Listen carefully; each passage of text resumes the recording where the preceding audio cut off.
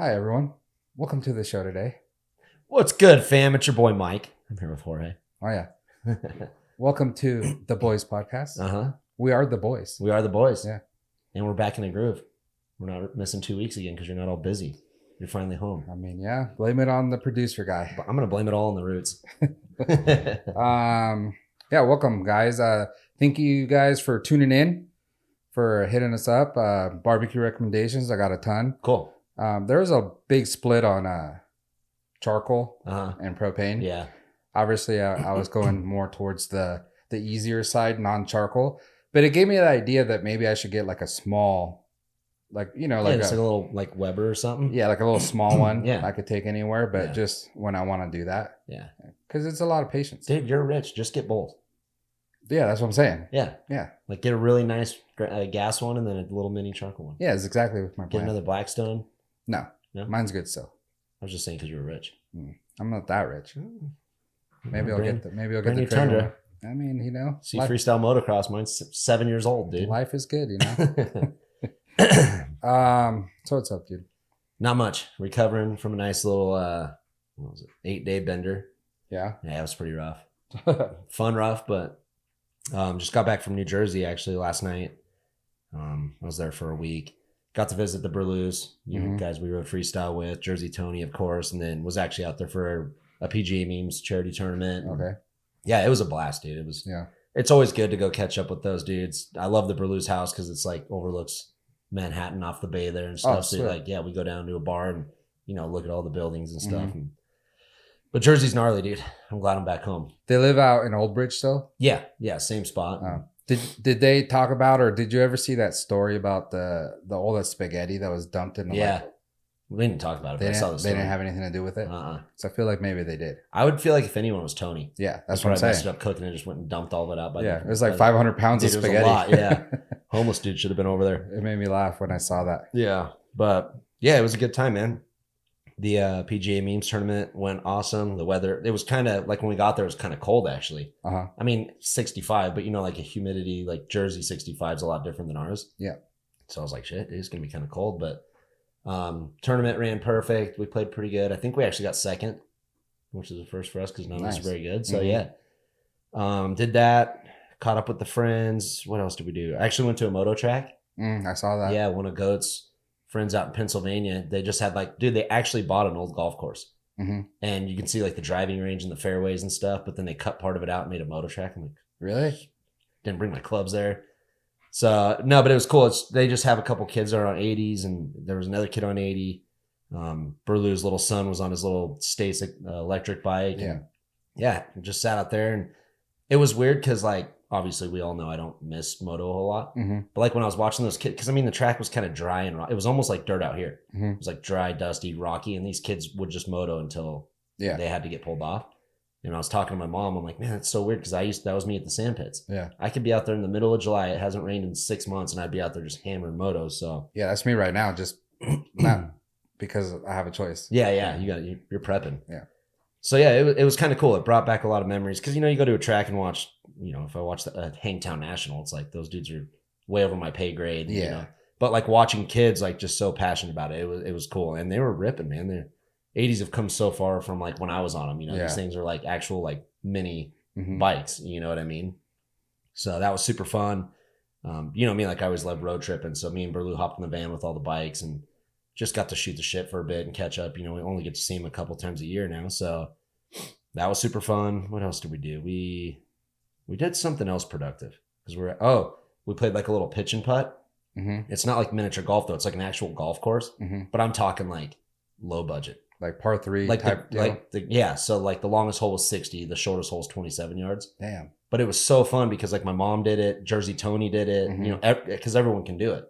So we were talking so much shit. Like Tony beat everyone but me. Really? He beat Derek, Arlie, Rich. Who else was playing with him? Oh, and my mom.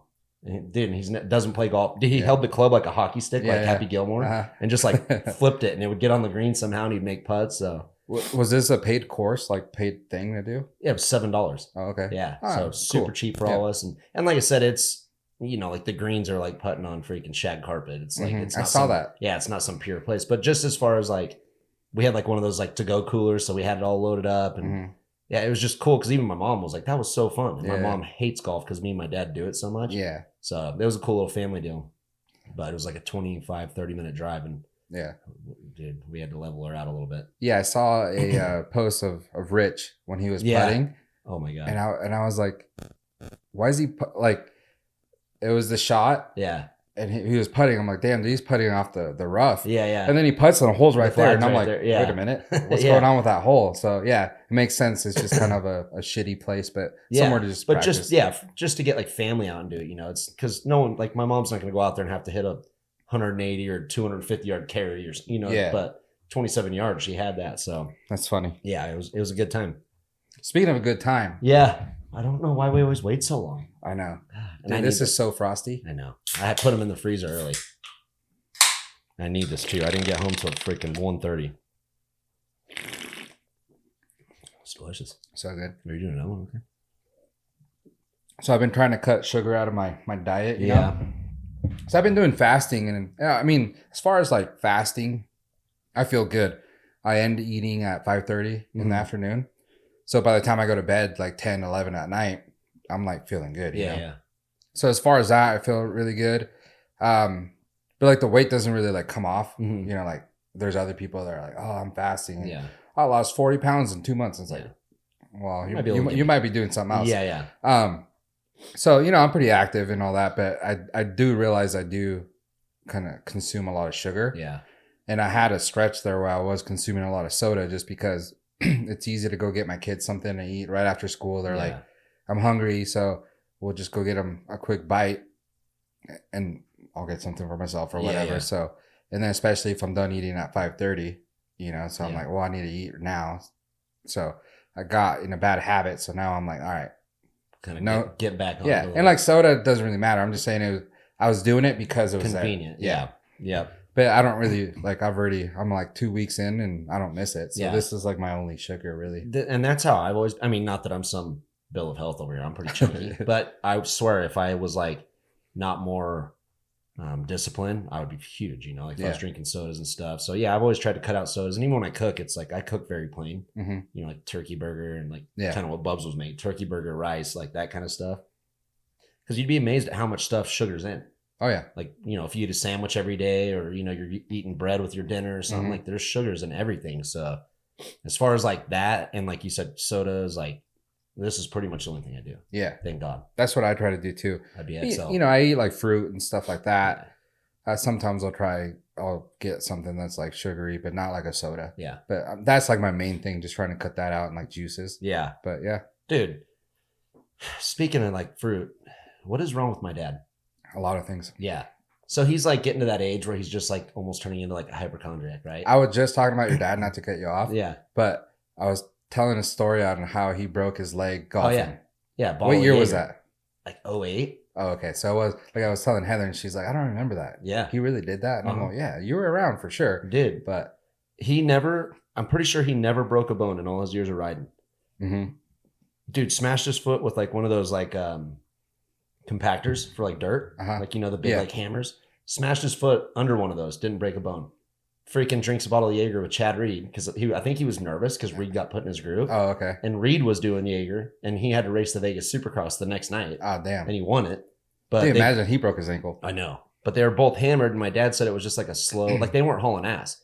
They were just slow and like kind of getting to his ball and he just like, he was hammered, but he just went to jump out to his ball and like his toe just caught the ground, twisted his ankle and broke it. Yeah. Goes to the mini moto that night, walking on it. Oh, really? Yeah, goes to the Supercross, walks on it, then gets home. And, dude, you need surgery. He's like, yeah, shit. Yeah. I'm like, what an idiot. And he was like older, obviously. Yeah. So it kind of took him a little bit.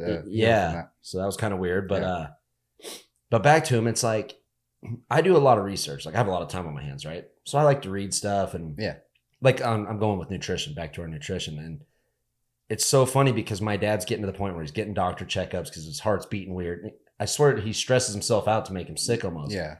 But he's in like your traditional work, like way society's working is like he did like a ton of like local raw honey in his coffee instead of sugar or something.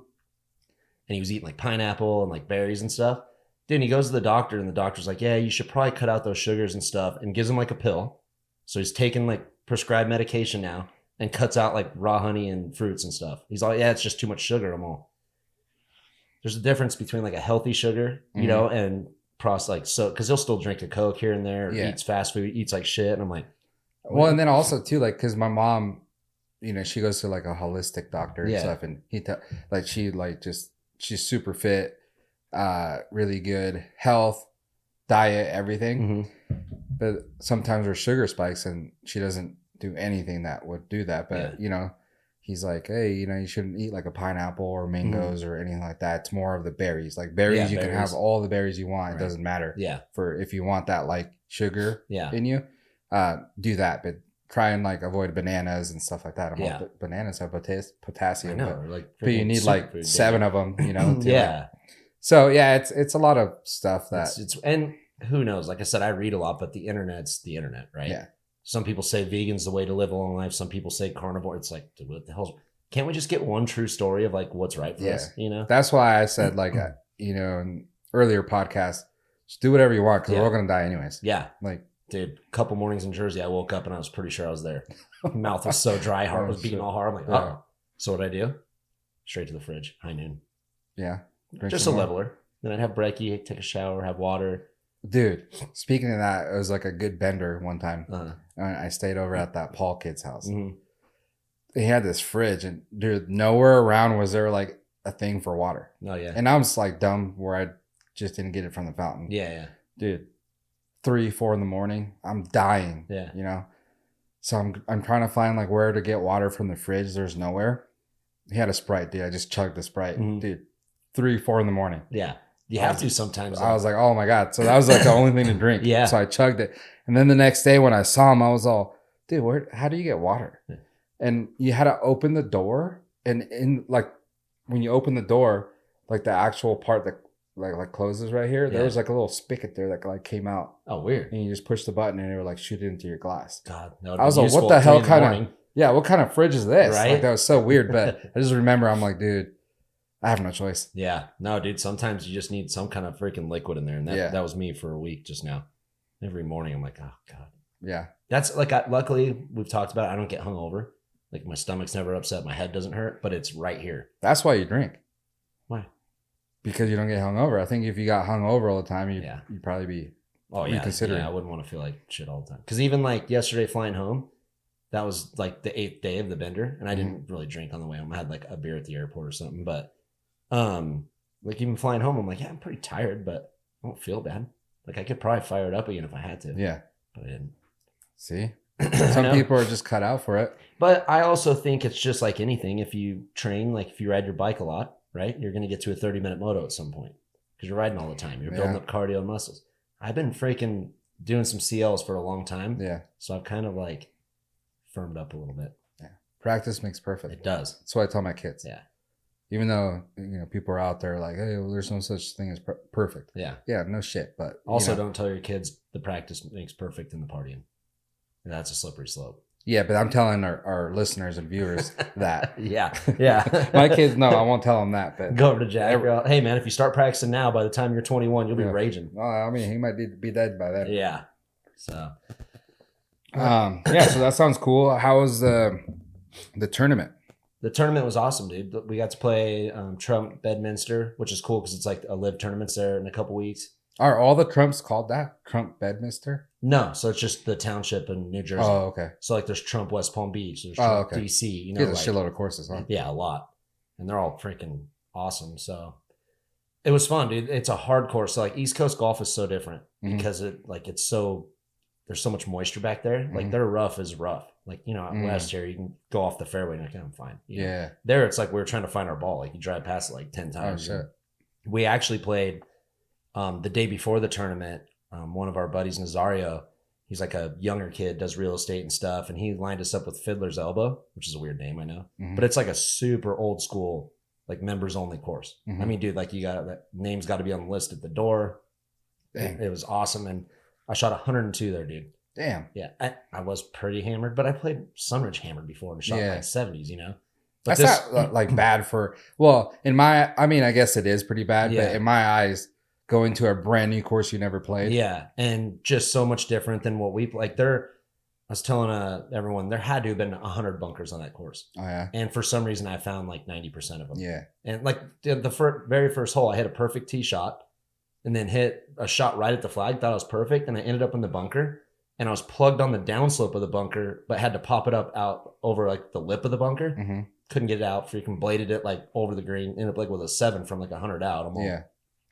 So that was just kind of that. And then it's hard too because like I see how like, say like the PGA champ was just going on, and like Justin Thomas shot like 15 over. He was like third from last and like inside the cut. Yeah.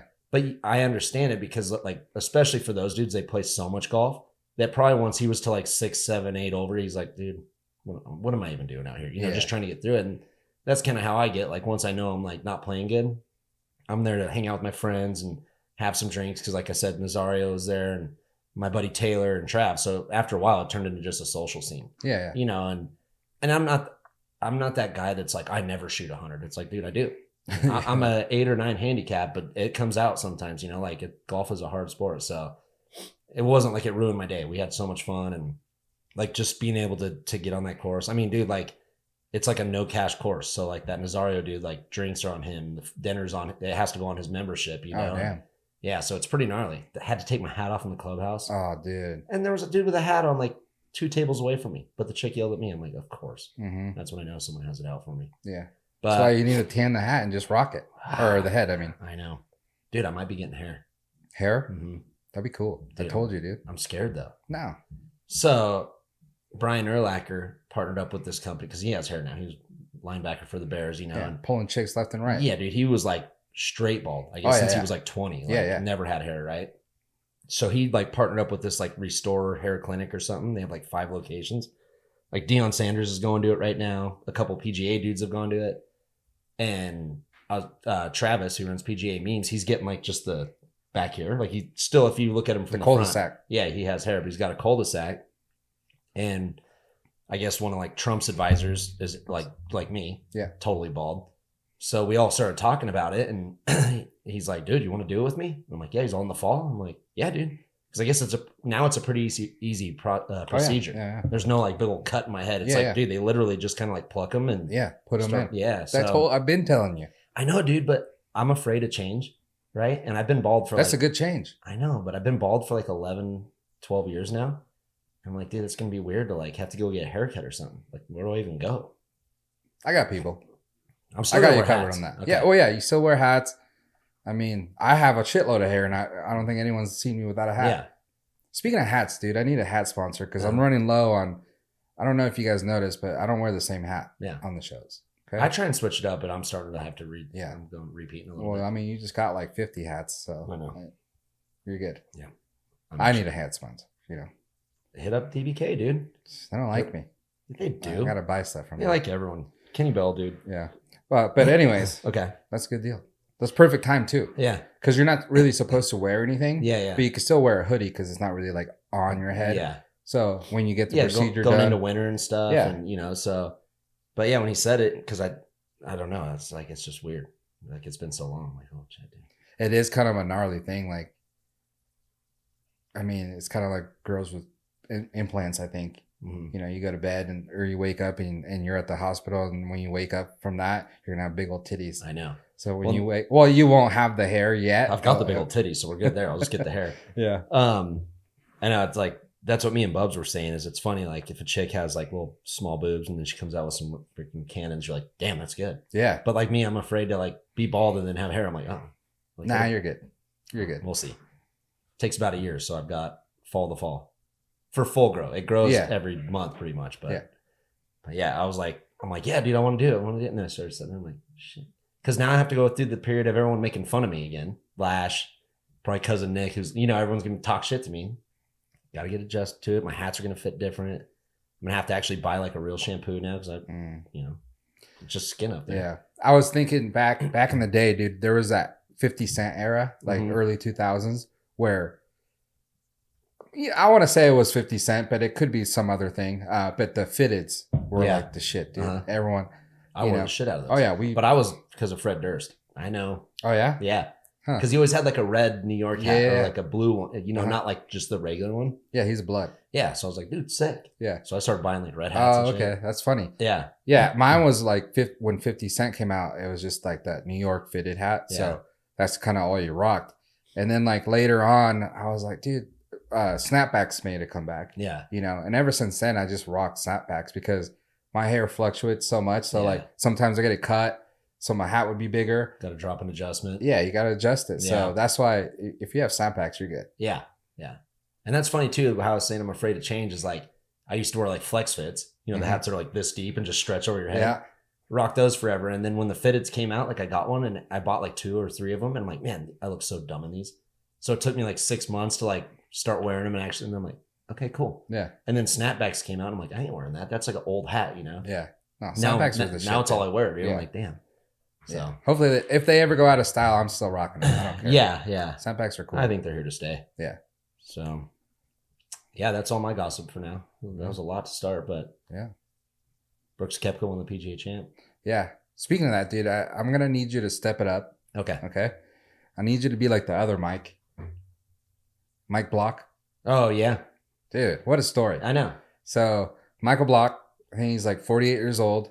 He's a like a PGA professional or something, right? yeah, at a golf course. Which means like, yeah, you're just the golf course, like head pro. Yeah, and he makes like 140 something bucks Yeah. an hour to teach people how to golf or whatever. Yeah. And then he goes to that tournament you're talking about, and he does pretty well. Yeah, you got like 15th, got a hole in one, I think. Yeah.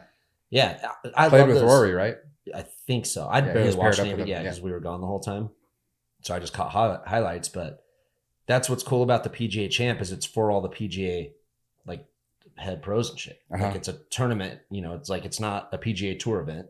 It's just like a tournament for those guys. So it's like if somehow you can just because all those guys can play golf. They go out and shoot 65. Well, I mean, that proves it right there. Yeah. Yeah. So that's a cool story. But what I will say is because Koepka won and everyone's anti-live. Dude, you saw more about Michael Block than you did Koepka winning. Yeah. Because they were like refused to talk about it. I'm like, dude, this dude just won his 5th major in like 5 years. Yeah. Like that's like that's like Tiger-esque basically. Yeah. You know what I mean? That is pretty lame. Yeah. So I was cracking up because like we'd be at a sports bar and it's that dude. You know, you're on Instagram. It's that Michael Block dude. Yeah. Which, like I said, I'm not discrediting that at all. That's freaking awesome. But it is just kind of funny to watch like the politics come into play. And, yeah. But either way, that was a gnarly tournament. I think there was like, 4 or 5 dudes under par, I think. Yeah. Like that shows how hard that course is. And for Koepka to go out and shoot 9 under and for this PGA pro to get, you know, top 20, like those dudes are so good. Because it's like what I just told you. Whoa. Dude, not on our light. No, there's a spot on it. Oh, that's good. But yeah, it's always cool to get a story like because he kind of started good, so they started talking about him, and then he was going, and then like by Saturday, I'm like, this is where like, they usually kind of fizzle out, and dude, he kept going. Yeah. I'm like, damn, that's awesome. And he got invited to another like an actual the Colonial, I think. Yeah, and started balling and shit. So yeah, that's what makes it cool is like anyone that's in golf knows how freaking hard it is to get there. Yeah, I mean, like I said, this dude's probably a +3 or 4 handicap. And hey, well, with that being said, though, that's actually a really good point that I didn't even think about. I did see that this guy got most of the attention, but I didn't really put 2 and 2 together. Yeah, that one dude's live and you know, he won it. Yeah. So I wonder if it would have been a PGA guy winning it, they would have gave this guy that much coverage, because now instead of giving this guy coverage, the champion, the winner, they're gonna give this like Cinderella story, basically, more coverage, and that's what we hear about. Yeah. So that's why I was like, oh, that's cool, and I kind of thought he did a lot better than he actually did. He tied like for 15th or something like that. So I mean, that's great, but it's not top 5. Yeah. And so, I'm telling you right now, if Rory McIlroy won that event, that's all they would be talking about. We would have heard about his hole in one. Yeah. And he would have got a highlight reel, but it wouldn't be the everything, because like I said, now the PGA Tour is like posting another thing that he got the invite, the exemption, and dude, that's so funny. That's crazy. Yeah, it's so weird to me, dude. But did you see the video of Koepka? Oh man, so he went to, I think it was a hockey game, and then I think a Heat game, the playoff game or whatever. Dude, I think he was on one. I hope so. He brought the trophy there, and he's like in a booth at one point, dude. And his eyes are this open, not blinking, and he's just clapping, watching the hockey game. Like it's gnarly, dude. Everyone's like, oh shit, dude, got a little zinger, a little Miami dust in him, dude. Yeah. But I mean, dude, he probably made $100 million through live won his 5th major and makes, another 20 million probably. It's like, dude, I'd probably be zinging a little bit. Yeah, Liv ain't checking for that stuff. Hell no, they probably promote it. Yeah. I was there. They had freaking bev cards, dude. Yeah. I don't know what's in the locker rooms. Yeah. So that's funny. I mean, I thought that story was a little bit more newsworthy, but now that you bring that up, I'm like, oh, okay. I mean, it makes sense. Yeah, it totally does make sense. It does. So that's funny. Congratulations to that guy, though. I do like what he said, though. He had an interview. He said something along the lines of like, when you don't care anymore, the holes get bigger. Yeah. So he was saying basically, he wasn't cut out to be that, because the pressure of like, oh, I got to make this putt, or I got to do good on this hole to pay my mortgage is too much for him. Yeah. But then now that he has his life and he's done well for himself and everything. And stuff, now there's no pressure to pay his mortgage by playing golf. So now he just plays for fun. So the holes get a lot bigger. Yeah. And he's not a kid no more. If you're a kid trying to chase the dream and do it, there's a ton of pressure. Yeah. Because I mean, you got to go through Q school, Corn Ferry, all these other Monday qualifiers and stuff, And so now he's an older dude. He's just like, well, if it happens, it happens. If not, cool. Yeah. But that is so true. Like even with moto, it's like sometimes you want something so bad, like there's not enough confidence in the world to like get you there. Because like my good round, like when I've shot even par at Sunridge, I've literally been out there just having beers and I'll like par the first 4 or 5 holes. I'm like, cool. Get to the back 9, I'm like just drinking, having fun, cool, and then I'll shoot a 72. I'm like, damn.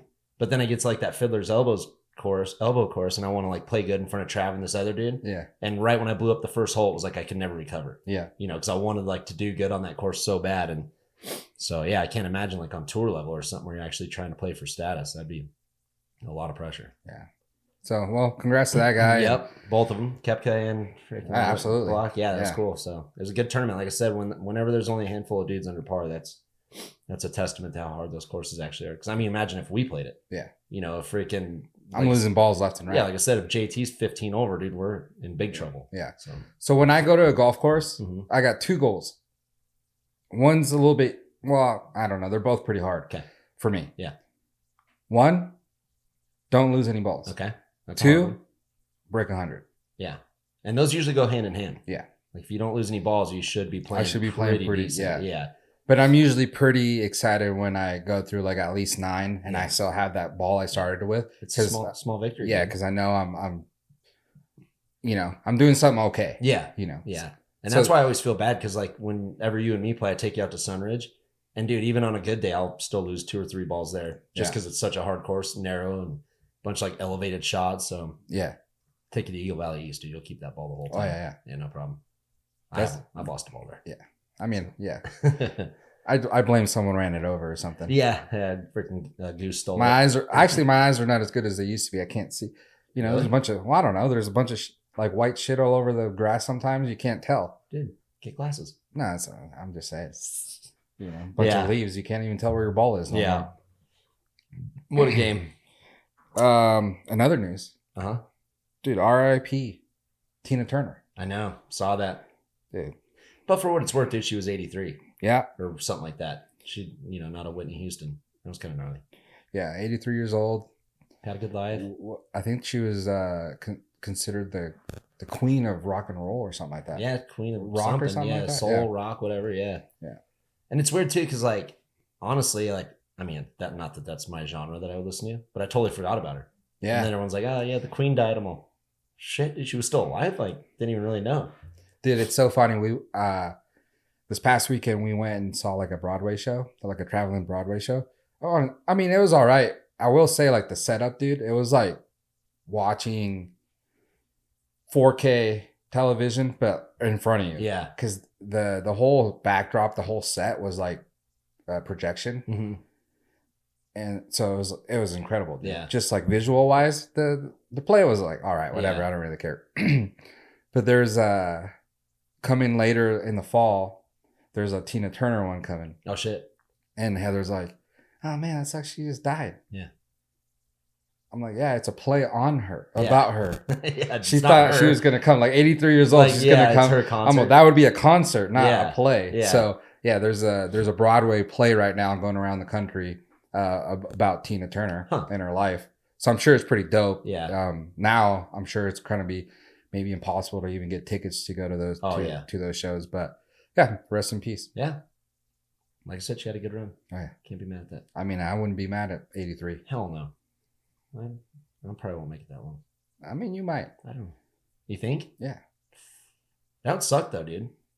It depends. If you're high functioning, that's cool. I'm barely high functioning right now. Look at me. How old's your grandma? 93 or 94. Yeah. And she's pretty decent. Takes care of herself, yeah. So, not bad. I don't want to go that long though. Yeah, but you'll have friends and stuff. Maybe. All my friends are just like me. It's like a race to the finish line right now. Did you ever watch that movie, Grumpy Old Men or Grumpier Old Men? Dude, I did a long time ago. But so that's basically what it is. They're like childhood friends, right?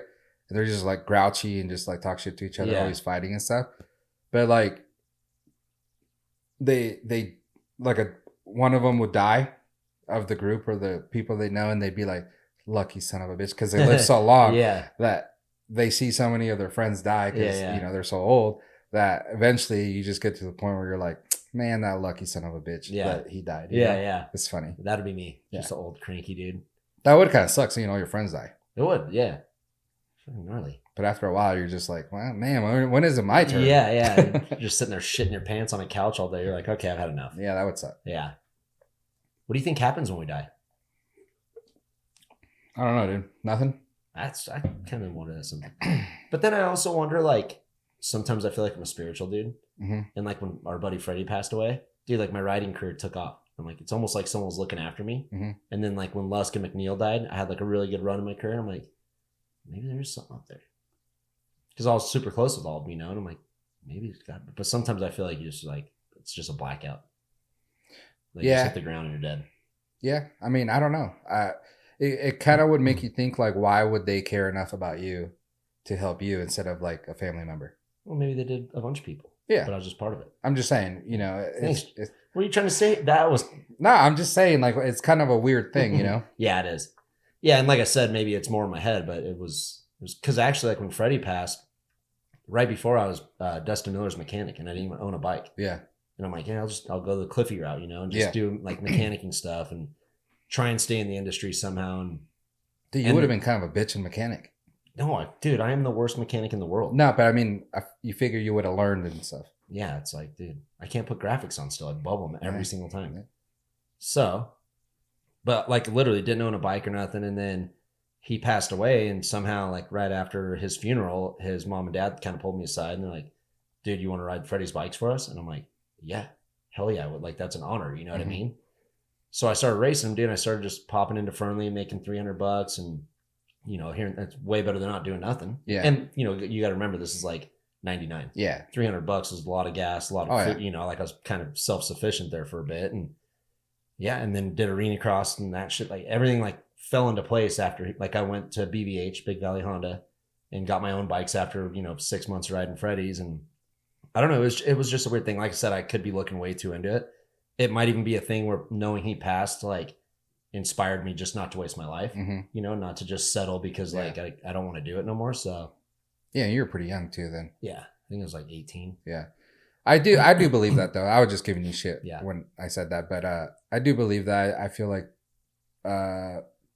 there's a being out there that, you know, watches out for you. There's been plenty of times where stuff has happened. I'm like, damn, dude, I'm glad someone was watching out for me. Yeah, I don't know who, but you know, I'm glad. And for sure. I think if you believe in that kind of stuff, it, you know, kind of brings you peace of mind, and maybe that's what actually helps you, not the fact that there is someone actually watching out for you, but just the fact of, you know, just knowing. Like I said, it could be a combo of things, like knowing that they passed at a young age. I'm like, shit, dude, I need to do something. You know, life can go quick. You can like go any day. So, but here's my other thing that's weird is I tried learning seat grabs the whole time I did freestyle. Right? Like 05 or seat grab flips, I'm sorry. 06, 07 when I started flipping a bunch, could not get it. Dude, I could grab, couldn't move. And like 08, what was it? Probably 07, 08 is when I kind of became closer with Jeremy Lusk. And, you know, he's a bitchin' dude and we'd talk shit to each other. He'd almost beat me up sometimes because I'd talk shit on one-hander landers or something. He's like, dude, why don't you do it then, pussy? I'm like, Jesus. Because he was a bulldog, you know, pit bull. So, but he was always helping me, him and McNeil. Always helping me. Like, dude, you got to just keep trying. And I would never could. Dude, and then I'm not shitting you. Lust passed away in like February, and then we were riding at Miller's in like March. Dude, and I like grabbed the seat, and my feet kind of went down because that's what happens. Like I would grab, but I was like, still, my feet were still towards the pegs. I couldn't get them to like just fall. drop. And sure shit, dude, learned them in like a week. And I'm like, that's weird, dude. Because I tried them for 3 years and couldn't get them. Yeah, but it could be coincidence. I did try them for 3 years and maybe finally figured something out. But maybe he was like, all right, Mase, all the shit you talk, let me help you out. Let me help you out. And then I did a big one over the 120 at X Games and got 8th place. Got that going for me. Fucking judges. Speaking of X Games, dude, we going? You see that it's actual at a place this time? Oh, is it? Where? Dude, it looks like it's at a like fairgrounds, which is kind of weird. Doesn't surprise me. Like the Del Mar Fairgrounds. Oh, it might be like a big place or whatever. Yeah, they do a lot of stuff there. Yeah, they're doing moto, BMX, obviously, and skate, I think. All there. Huh. That's way better, dude. Like, don't get me wrong. Like, Axel's property is insane, right? Yeah. But there's, like, when I was commentating it, and granted, I'm in, like, a tent booth, like a makeshift booth, talking about the event. But, man, when I was in Minneapolis in a stadium, even though we're in the same thing, like, because the press box looked down at the course, like, I couldn't watch the course at all. We were, like, up on property, right? So, I'm literally watching this event on a screen. Can't feel, like, any energy, you know, and it was just, like, it was such a different vibe. Yeah. Compared to like seeing the stadium and the lights and, you know, like, dude, as far as a fan, and I bet you even as a rider, like, dude, you want to ride. I don't know how it was. Were they letting regular people in there or just kind of like, because this was also COVID era. So like, but last year wasn't. No, but they were gnarly last year. They fired me because I didn't get vaccine. Yeah. That's what's weird. You see the thing about Dawsey, dude, what's his name? On the Yamaha? Forget. Oh, Jared McNeil. Yeah. Yeah, that's gnarly. Pretty gnarly. Yeah. But hey, X Games, get your shit together. Get my boy back in the booth this year. If you want me up the vocal cords. If you want me to watch.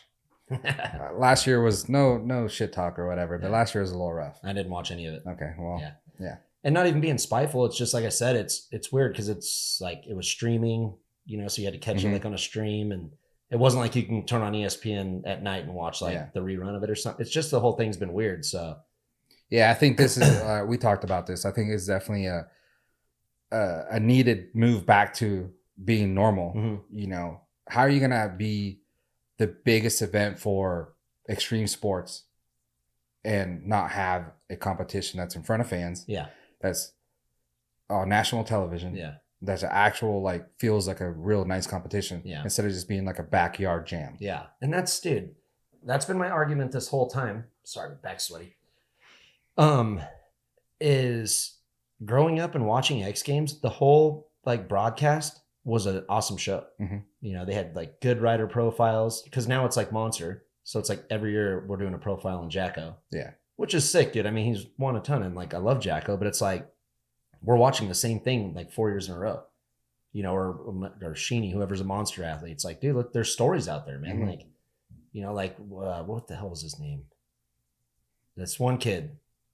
He got in through Jacko. Not Benny Richards, I don't think. Anyways, he, you know, it was his first X Games. It was at Axel's property. And, you know, he was a young kid. And, dude, his first, like, kiss of death flip. Because, like, right when you're rolling, there was a ramp. First kiss of death flip, under rotates. Oh, yeah. That shit was hilarious. I know. Tries his second run, crashes again or messed up or something. But it's like, there's a story there. Even if it doesn't pan out to be a gold medal, it's like, why do we have to listen to the same story? Yeah.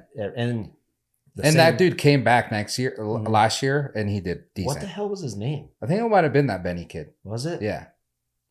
Maybe it was. I think it was. But yeah, the year you did it, he just nose picked. And he didn't get hurt. So when I say it's funny, it's like, obviously I don't want people to crash and get hurt. But it was hilarious looking. Yeah. And I was like, dude, the first rider out, like that's a bad look. Yeah. But props to them for bringing out like new people. Yeah. We got to get some new faces. And there's a ton of ton of Australian dudes that ride killer and stuff. And I think the only thing that would suck about what he did is it was a 75-foot ramp, like kiss of death flip that he's probably done a million times. Like I get if he crashes on the 120 or a dirt jump or something. Yeah. Then it wouldn't be funny. Yeah. It's like it. I remember I used to get so pissed when I first started riding freestyle and I would dead sailor just the normal ramp. Yeah. I'm like, dude, this is all I hit all day, every day of the week. Yeah. And now I'm messing up tricks on it. So, but yeah, back to X Games. It's like, man, those first couple that I rode in Home Depot and Staples, like I was in Staples when Trav did the backflip. Yeah. And it was like goosebumps the whole time. Oh, yeah. You know what I mean? And that's a highlight reel for for life. Like you'll still see it on Instagram, you know. And I remember I was there for the Chuck Carruthers when he did the first body burial. Yeah, and it's the same thing. Like it's electrifying. Like obviously everyone knows that something like that's going to be tried, but you don't know exactly if they're gonna even go for it, or if they do go for it, if they're gonna crash. It, So when they actually landed, dude, the whole place just like blows up. Yeah. There's no other feeling like that, and I couldn't imagine being the rider doing it. Yeah. I'm just a spectator, a fan. Yeah. Watching that, and I'm like, holy shit, that was awesome. Yeah. So you want that feeling as a rider, I believe. Yeah, and just overall, like even at Home Depot Center, the year I got my first medal, I wholly grabbed the 120 because that ramp was brand new that year, right? So I never got to even practice it. I had to actually ask Miller because we practiced like the day before qualifying, and no one hit it. But there was like rumors that who was there? Maybe Nate and a couple dudes had it like at Fitz's house or something. Already hitting it, but no one, because the landing was literally like the size of your truck. Yeah, that was the one Nicky Danielson backside. No, same ramp, but not that year. Oh, okay. That was like 08, and he backsided the quarter pipe landing. Yeah. That was I was practicing with him, and he wanted to follow me off it, and I landed it, and I looked back, dude, and he was just in the air freaking cartwheeling. So that was a different year. Yeah, that was 08. So 06, though, this ramp's brand new, long run in, and as you're looking, coming up to the ramp, you just see like an anthill. It's like scary looking. So I'm like, oh, dude, I don't know if I want to hit that. I don't know how to hit it. Yeah, you know what I mean?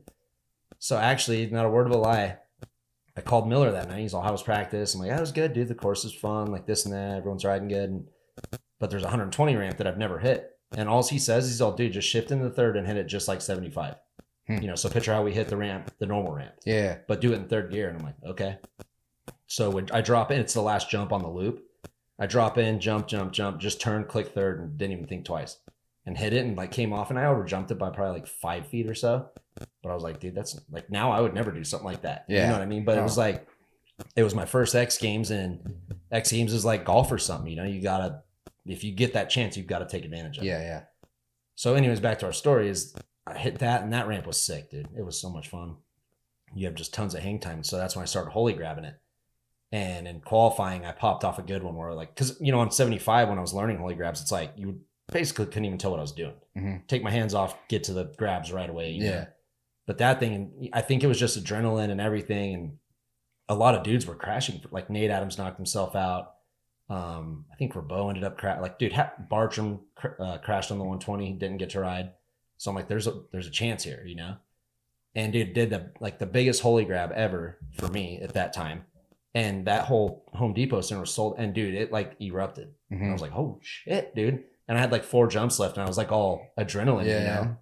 So it's just that feeling of like how cool it was. And I think that's what started getting me out of the sport at the end, is like, you can't replace that feeling. And I wasn't a guy just to be like, oh, well, I can make, you know, $2,000 riding the show or this.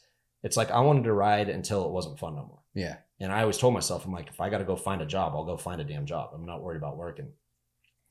But yeah, like riding nitro at the end there, it's like we'd have a huge, like, you know, I don't know, what would we ride, like baseball, football fields and shit.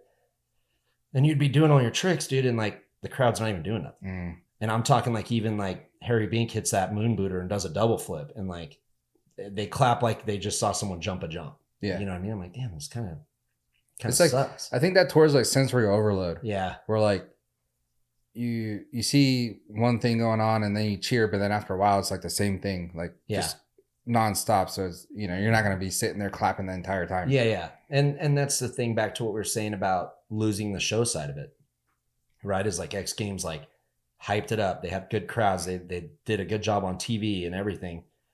And then like when I rode Krusty Tour, there was a ton of stuff in Krusty Tour, right? Like we had a mini bike double flip. We had a dude like on a, like basically like a snowboard with wheels, and he'd get towed in, you know? So the whole time the crowd's just going nuts. There's pyro going off. Like that was one of the best tours I ever rode. Yeah. But then you get to Nitro. I mean, shit, dude, I did probably like 7 years of Nitro, and the show is damn near the same every single time. It's just, you know, I mean, they got some contraptions and stuff. And like, they hit the same cities most likely. Yeah.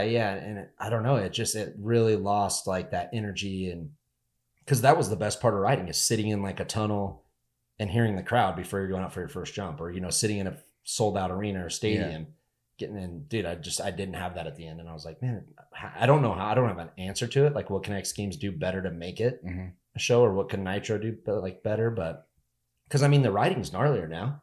Yeah. Right? Like you got like Taka doing body varials in a show, like front flips, double backflip, no hand. Like the writing is gnarlier. So how can we like make that like hype it up more? Yeah. You know what I mean? Well, I think that's the thing. The writing aspect has gotten like up here, Mm-hmm. but the show and announcer and how they like view to put the show together has stayed back in 2010. Yeah. You know what I mean? Yeah. So they have to like progress with the time too, and maybe realize like, okay, we need to do something different. Yeah. And I get like a lot of the stuff is dominated by a certain brand out there. So if you're that, but like there's other writers out there that you probably need to bring in and like make some conflict. Where's the kid that's just gonna huck it and maybe, like you said, maybe crash or write it out and make a story? You know? Well, and that's what happens on the quarter pipe. Yeah. You know, they bring out this guy, and I'm like, who the hell is this guy? And he's out there launching it. And I'm all sick, cool. Yeah. You know, that's how like that Corey Creed guy came out. You know, even Axel and stuff like that. But like when you're just trying to make this one guy the face of everything, it's like, dude, it's hard, dude. We need the competition because that's what we want to watch as fans. Yeah. So that, and also like the one thing I've probably put it to is like, these kids are definitely, I call it like more Ricky Carmichael mentality. Like they just want to get there, ride their best, get the show done. But like in our day, there was so much personality. Mm-hmm. I mean, dude, look at like, if you watched like Deegan clips of him at Krusty Tour, dude, it was sick. Like they'd hype him up. Like he was the general of the militia. Yeah. They had like a little mini tank and like a, you know, little AK or AR or something, you know, and there was a whole show there. It wasn't like, hey, here's Brian Deegan, watch him hit the jump and then we'll interview him. Yeah. You know, and dude, he definitely fell into that you know, character and everything. He was a dick, dude. Yeah. But you know, it's funny watching him now with like his family channel and everything and how he is. And obviously he's like grown up quite a bit. Yeah. But I mean, kids of his own, I think, really changed. Yeah, he had to have been that guy. Otherwise, he was the guy that freestyle needed to elevate it. So if it wasn't for him, I don't know. Like I said, Travis, Deegan, Metzger, like those dudes had personality. Mm-hmm. So they rode gnarly, but then they could, you know, act too. And like now, if you look at like, you know, like Sheeny, he's freaking one of the best riders ever. But he's a very reserved dude, just in life. I'm not saying on the bike. Like when you talk to him, he's just a good, genuine farm boy, like super polite, you know. And, well, and he doesn't look like the other guys too. You know, the other guys look like more the moto freestyle guys. Yeah. You know, yeah. And then when they show him, he just kind of looks like a regular, just a normal construction worker. If he was walking down my road right now, you'd never know that he's one of the gnarliest dudes on a bike, you know. And so that's the only thing I can think of is like we got to find kids with like a personality, and because that's how the stories began, right? Mm-hmm. Like Krusty Tour, all of us, like me, Adam, Nate Adams, Twitch, we'd have our own segments to start the show, but they brought out like a personality in us, right? Like they would always say like, and this sounds dumb because I'm fat and bald now, but I would do my like 6 tricks or something in like a little solo run. Then I'd get interviewed and they'd be like, dude, so are you ready to go to the bar and get some like crusty babes or something? I'm like, yep, let's do it. You know, just something fun that was like interacting with the crowd and kind of showing them like who I was. Because everyone knew I was not missing an after party. And I was there as soon as my gear was off. And you were known as Mike Mason, the Poon Slayer. Yeah, but I never slayed it. I always went to bed by myself, but it was fun to talk about it. Yeah. But, you know, like Twitch gets his own part. And obviously that's not a hard sell. Like everyone loves Twitch and he's got a good personality. He's telling people, you know, like, fuck you, this and that. And they just let us be ourselves. And it was so fun. But like, that's where like Nitro kind of got stale, I think, is they're just keeping their same show, right? So like they had Vicky Golden there. She's one of the only chicks. She was backflipping the moon booter, but they never like do anything with her in the show. Mm-hmm. They're just like, oh, here comes Vicky Golden. And she does her jump. Mm-hmm. Dude, let's pull her up and have her like, you know, give her a little script where she talks about she's doing it for the ladies and this and that or something, you know. And you got R. Willie, like one of the, you know, biggest action sports names right now. And they don't do nothing with it. Yeah. His writing does the shit for him, but it's like, why not make segments? Yeah. Like, why are we doing right side up tricks, whip, you know, train, let's do 2 trains. Now let's do same trick. It's like you said, it's like an overload. Mm-hmm. There's never like a reset and who is this person? Yeah. And then, you know, going off that R. Willie guy, if you watch the broadcast from last year and everything, it's always like he's coming up next and he has this unseen trick and they're just trying to hype it up so much when if you kind of know anything about what's going on, you're like, dude, this dude lands it in Nitro all the time. Yeah. Like he's really good. Yeah. You know, there's no need to hype that up. Yeah. What you need to do is bring in someone else and hype that guy up to be the competition for R. Willie, you know, but they're always trying to make that one trick the biggest highlight, and then he lands it, and you're like, oh my God, and they freak out. And it's like, dude, you guys do that every single year. Every year. It's the same shit. And that's Bob Burnquist was riding forever, and he would cry off of a fakey something. Yeah. It's like, dude, you do that all the time, but you're just trying to make it for the show, and it looks corny. Yeah. You know? And granted, like, everything evolved so fast, it's super hard now to kind of get that story, right? Because like in Moto, dude, there's not really a trick that can be done. The triple flip was pretty cool at Nitro World Games. Yeah. But as far as just a standard contest course, there's not really that trick. But like, think about in our day, like Tony Hawk doing the 900. Mm-hmm. You know, it's like, dude, they hyped it up, and it took him an hour. A lot of tries. But they documented all of it, and when he finally lands it, it's a moment. Travis Pastrana, like, I know for a fact, I don't think he ever landed one to dirt before Staples. Did him in the foam pit, but that's like the goosebump moment, right? Yeah. But like you said, like Burnquist did the same run for 15 years and would cry every time. It's like, all right, do we get like, I love those, just the moments that they have. Yeah. You know, so those moments are cool, but then also, you know, just being like Nate Adams versus the militia, basically. That was cool. You know, obviously, and they were actually dicks to Nate. Yeah. And if you wanted the militia to win, you obviously wanted Nate not to be good. Yeah. You know, but it turned out that he was a lot better than he ended up being really good. Yeah. Yeah. So I don't know. Something needs to happen, but I just came across that and I was like, oh, cool. They're actually doing it at an actual place. Yeah. And it seems like multiple sports are being done at that place. Yeah. And fans are going to be able to go because it's at a, area. And that's what I'm saying. It's like, it's cool with the fan, like with everything being there, is the fans can go watch BMX Vert and then go watch Moto and then go watch skate. You know, like the remote stuff's, it was not that fun. No energy. And, you know, you feel bad for the people because they're just relegated to watching it on TV. It's like they want to see it in person. Like seeing a double flip in person, like right up close to it's way better than watching it on YouTube. And the riders too. Yeah. Hell yeah, dude. It's so hard. It was like, the Lakers just got beat in the conference finals or whatever they were playing. But they won 2 years ago in the bubble. Yeah. But do you think that was the same as if they would have gone this time and won the championship with all the fans, like a sold out stadium? Yeah. It's not the same. There's no way, even a lot of people that are actual like Laker fans, and they don't really consider that championship as super legit because it was like under weird circumstances. Anything in that era was just weird, like, I mean, we needed the entertainment. It was a low point in everyone's life, but it is weird watching a basketball game and it's like black after the sidelines, so yeah, I don't know. Hopefully we're past all that shit. Hopefully X Games can get their stuff together and we can start getting a good, live show going again. And you can start by getting Mike back in the booth and getting me a media pass. Yeah. I'll take I could go shoot skateboard. Yeah, that'd be sick. Female skateboard. Uh-huh. Letitia chick. Yeah, she's pretty hot. Oh, shit. Oh, dude, quit hitting that thing. See what happens? Well, yeah, that was a nice little rant there. I know. That's what happened. I hope I didn't sound like a dick, but it's just kind of the way it is, Hey, no, I mean, I think anyone in the industry probably feels the same. Yeah. And it's like, what can you possibly do to make this shit cool again, dude? Yeah. And that's what, I try not to talk too much shit because I don't have an answer for it. Yeah. I don't have the ultimate game plan of how do we make this better? It's like, I just know what I see and how I felt when I rode compared to how now when I watch, because everyone's like, dude, you're so anti-moto now that you quit. And I'm like, no, I'm not, but I've been watching this shit for 20 years. You know how you could prove you're not anti-moto? Get a bike. No, come to the track with me. I was just at the track with the kids. I know. So I'm not anti-moto. So come with me, I said. Okay. Not today, though. Okay. No, I'm not going today. I might have a tea time. Yeah. Well, this weekend is Memorial Day weekend. Yep. So happy Memorial Day to everyone. Keep it on two wheels. Come on.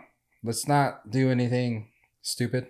Stop looking at me when you're saying that. No. I'm just it's always like something bad happens when it's like a weekend like this. And it's like, dude, it's nothing different than a normal weekend. Yeah. It's, Some people just let their hair down different. Yeah, I know. Yeah. So, hopefully everyone spends it with loved ones, some friends or whatever. Yep. What are you doing? I am Saturday. I'll probably do something. I don't know yet. But then Sunday, I'm actually driving to Salt Lake. We're going to go see Kendrick barbecue and spend Memorial Day with him, do some cooking. Tuesday, probably golf with the Traeger guys. And yeah, so that'll be cool. Okay. Yeah. Okay. Sounds good. Speaking of that, what do you think? So I know he just did the Traeger Day thing. I watched it on his Instagram and everything. Obviously, those guys cook a lot. Do they eat it all, or what do they do? Dude, I wonder that more or less with the single influencers. like when they make a, you know, like just a dude in his apartment. Yeah, like I follow this dude, the Golden Balance. Mm-hmm. He makes some like good stir fries and shit. Yeah. But he makes like a huge thing of it and then eats a bite of it. And I'm like, what's he doing? Because at least like Benny has a family. Yeah. You know, so if he makes a brisket, he can, you know, feed 4 other people.